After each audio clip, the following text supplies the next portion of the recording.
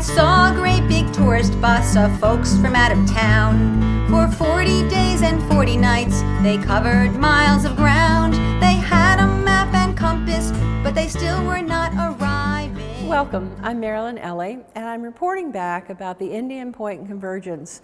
We meet at Stony Point the first Sunday of almost every month. You can check the calendar on the web for Stony Point Center and make sure that everything is still there and nothing's been changed. And this is the report back for the December meeting. We met December the 8th, and here's what we talked about. If you come to the meetings, you'll find that we have a big easel with a big sheet of cardboard, of easel paper, and we write down stuff so that we can, all in the room, all of us can see it.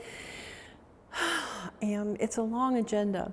We start at 1:30, and we usually go at least until 5, sometimes a little longer, because there's always a lot to talk about when you're figuring out strategies to close Indian Point. So I can just give you the highlights and maybe a little bit of the flavor of what happened at that meeting. First of all, we've had a great victory with the Bureau of Ocean Management. That's the New York Department of State. New York, along with Riverkeeper, was in court with Entergy. Entergy claimed, we don't have to pay attention to anybody, especially the laws, the Clean Air Act, because we are grandfathered in. We've been there long enough. You passed laws after we were there, so they did not apply to us. Well, the Attorney General, Riverkeeper, the state of New York, went to court, and the court has finally told Entergy, this was on appeal to the appellate court, has finally told Entergy, you're wrong. You do have to follow the laws. You are responsible for the rules, to follow the rules of the state when it comes to the Clean Air and Clean Water Act. And the Bureau of Ocean Management, which is in the New York State Department of State, it gets a little confusing, ruled that having that reactor, or those 2 reactors really at Indian Point open, is not in the best interest of the coastal management of the waters of New York State, which means they did not get a permit that they needed. That's the long story short. According to the NRC and according to everything that we've been able to dig up, read, and find out, they cannot get a license renewal without this particular permit. It's a discharge permit. And the Bureau of Coastal Management has done a lot of research. They have a beautiful report. It's about a 19-page document, very easy to read. They not only detail the damage that that plant has done to the river, they also deal with how it affects the economy of the river for professional fishermen, for example. And they also go into power production, electricity production, and why we don't need Indian Point, because first of all, we have a surplus, and they list it. They list all the power plants. We have at least, I don't know, I think it's up to a 12,000 megawatt surplus of electricity, and that's over and above our reserve, which you always keep in case one of the plants goes down unexpectedly in the grid. So we have more than enough electricity, and that was another reason that the Bureau of Ocean Management said, we don't need Indian Point, they're not good for our coastal waters, we're not giving them a permit. Now, there may be an appeal to this, it's entirely possible. There is an appeal, actually. The first appeal is to the United States Secretary of Commerce. So it's hard to say what that person will do. The person coming in is pretty much pro-nuclear, so it's a chance that he will overturn this decision. However, after that, there's an appeal federally, in federal court, and who knows, this could even end up in the Supreme Court. It's not done yet, but it's a great victory nonetheless. So we're all celebrating that. The other thing, we'll come back to New York State, Cuomo's nuclear tax. Governor Cuomo would like to, I hope you've heard about this, but if you haven't, Governor Cuomo would like to put on everybody's electricity bill a surcharge to support the 4 reactors in upstate New York that are failing. They're failing because they can't sell their electricity in the market. They're too expensive. That's why it's not selling, and it's not selling because there's plenty of lower cost energy. Most of it from wind, some of it from gas, but there's just too much. There's a surplus. I think I don't know what Governor Cuomo is thinking. Some people say that it could be the loss of jobs in that area, and they are good paying jobs, and jobs are hard to find, and we understand that. However, the position that I've taken, and many in the Indian Point Safe Energy Coalition have taken, is support the people, not the corporations. So what you would do would be to take that money and help people relocate, help people find new jobs, make up some of the difference for the communities that are losing their pretty much their tax base. That's what would happen should Indian Point close, and we need to be thinking about that and how that will be handled here. Clearwater is filing an Article 78 petition. Any citizen can file an Article 78 petition. However, there is more to it than just that, and generally a private citizen doesn't do it because there are a lot of fees involved. But Clearwater is doing it. The lawyers are acting pro bono because they think it's so important. And that challenges the authority of the Public Service Commission to impose this kind of tax on the ratepayers of all of the ratepayers of New York because they didn't have an adequate hearing. They just sort of rammed it through. So we'll see where that goes. That's unknown at the present time. There's and let me say something about our March 11th event. We talked about Fukushima and the program. We always do a program on or around March 11th. This year, a Fukushima anniversary, which is March 11th, it falls on a Saturday, so we will be doing a Saturday program.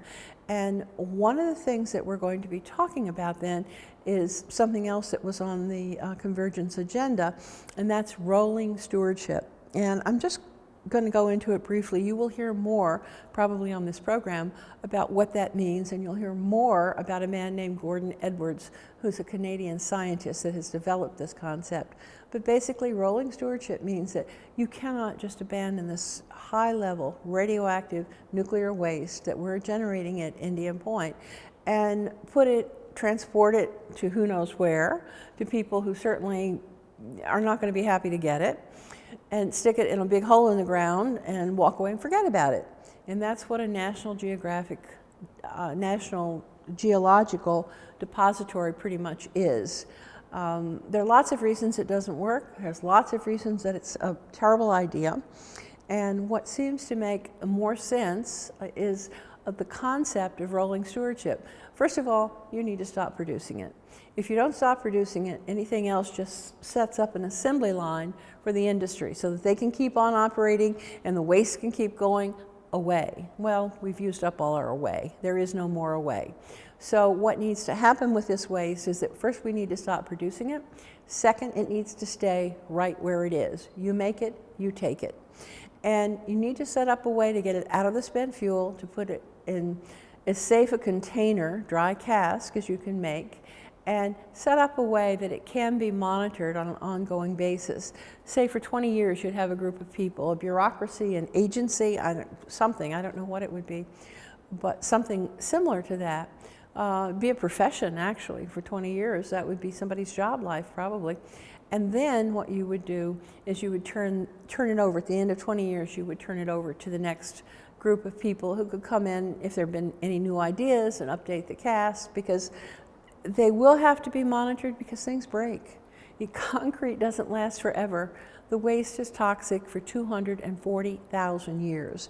And the earth moves. It's not solid and impenetrable. Over 100,000 years, things shift and change. And that's why you need to keep this above ground to monitor it and stop making it so that we can stop trying to worry about it. There is no solution. The best we can do is to monitor it, keep it above ground, and see what happens down the road. It's a terrible thing we're doing to future generations, and we need to stop doing it. One of the things that we came up with from Mr. Edwards, actually, Gordon Edwards, who I mentioned, is you make it, you take it. So the reactor communities that are now enjoying the electricity from their nuclear power plants should have a long road of monitoring in front of them. That only seems fair. If you make a mess, you clean it up. So you make this mess, you take care of it. you might as well say forever. 240,000 years really is forever. Well, that's the gist of our meeting. The other thing that I'll just mention very briefly is the changing paradigm for our grid. We talked about that a little bit, and I have some wonderful clips from a man named George Crocker. He was at the High Level Waste Summit that I attended, and George Crocker has done something very interesting in Minnesota, in Minneapolis particularly. They have a city utility partnership. And George talks a lot about how, first of all, how that was not an easy thing to bring about. It's the first in the country. And how the paradigm is now smaller units put closer to where the electricity will be used. So you don't have to worry about long distance transmission lines and losing current and having people really upset about these big electricity lines coming through their property. So you make smaller units to scale. To scale now means making smaller units and more of them. It used to mean, to scale used to mean having these huge, big, centralized power plants, and you could save money according to scale. That way, it's changed, it's shifted. The paradigm itself, the model, the business model has changed to having more units that are smaller, maybe about 5 megawatts, which can fit much easier in many different places closer to the communities that use it. And you use that electricity exactly where it's needed. You don't have to worry about transmission lines, and it makes a stronger grid, because if something goes down in one place, you still have everybody else with their electricity locally. So it's a grid that is much less vulnerable to terrorism, for one thing, much less vulnerable to these rolling blackouts.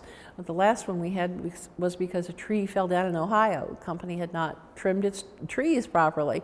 And one thing triggered another, and we had a blackout on the East Coast because of a falling tree in Ohio. If you have your local power production, you're not going to be susceptible to that kind of rolling blackout. So I think that makes a lot of sense. We will be exploring this, and there will be clips of George Crocker talking too that will be made available. So I hope you'll have a chance to take a look at them, and I hope you'll be able to join us for a meeting about closing Indian Point, our Indian Point Convergence, which meets at Stony Point Center in Stony Point, New York. We meet at 1:30, almost always the first Sunday of the month. So join us if you can. We have a hotline number that you'll see at the bottom of your screen. If you have questions, if you'd like a speaker, if you need more information, or if you need material, please do give us a call at our IPSC hotline, and someone will get right back to you. So thank you for listening. Thank you for joining us. And if you need any more information about Indian Point, give us a call. Thank you.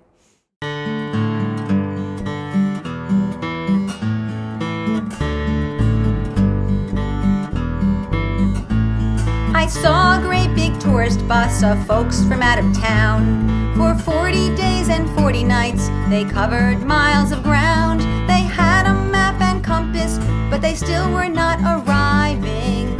Oh, they couldn't get to Pleasantville, so they kept on driving. And then one day the sirens blew. The county was aghast.